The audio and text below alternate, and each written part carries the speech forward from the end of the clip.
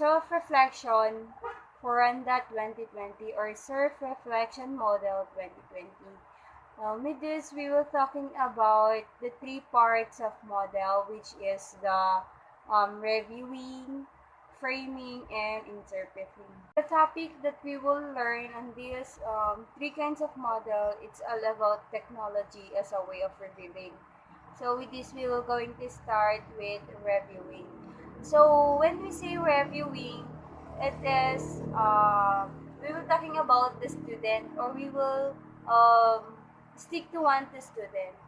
So how the student look back to conceptualize their information and ideas about this.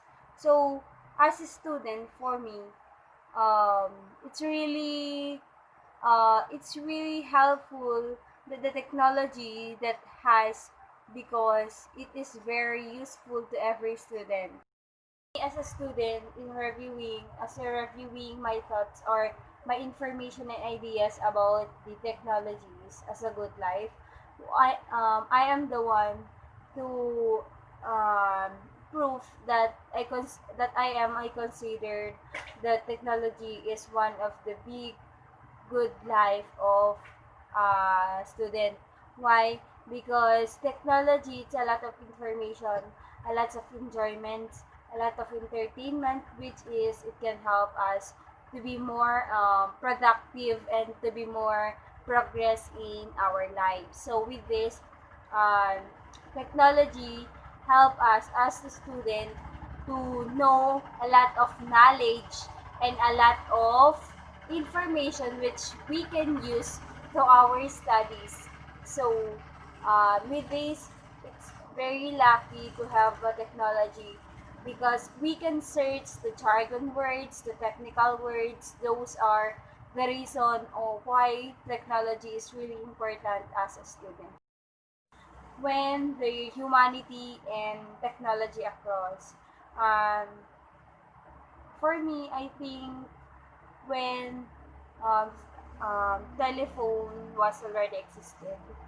First existed technology is, um, if I'm not mistaken, I will going to pick, I think it's telephone because before technology, before they use a paper, then they will going to ipapadala nila, then they will going to pay through by letters or through by words.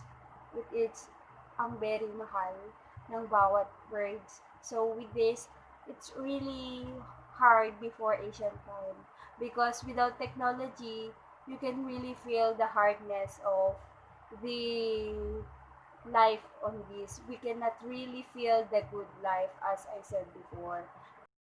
The next, which is why future doesn't need us. In reviewing as a student, why why future doesn't need us, because in everything in this world was very um, robotic na. It was very controlled na. Kasi as alam na nga natin, as far as we know, there is a lot of technologies is already existed, which is will also upgraded and upgraded and upgraded.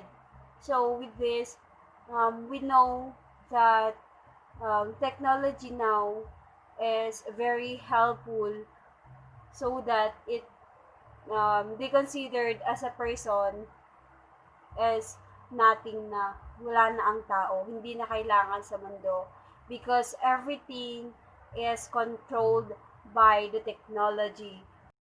So we will going to move in the second model, which is yung framing. So for me, the things that I will going to cope up, or the yung paraan lang na magagawa ko on how to cope up with this general issues for me is, I will just not be assured that I will going to obey the more upgraded um, technology, which is yung mga robotic, ganon. Kasi yung ganon maaaring may effect sa atin yun kasi maaari tayong maging matamad, hindi na natin gawin yung mga bagay na hindi nagagawa natin noon, ganon. So, sa atin lang naman, maging mabuting tao lang tayo. So, we need to be a kind person and we need to be true or real in ourselves.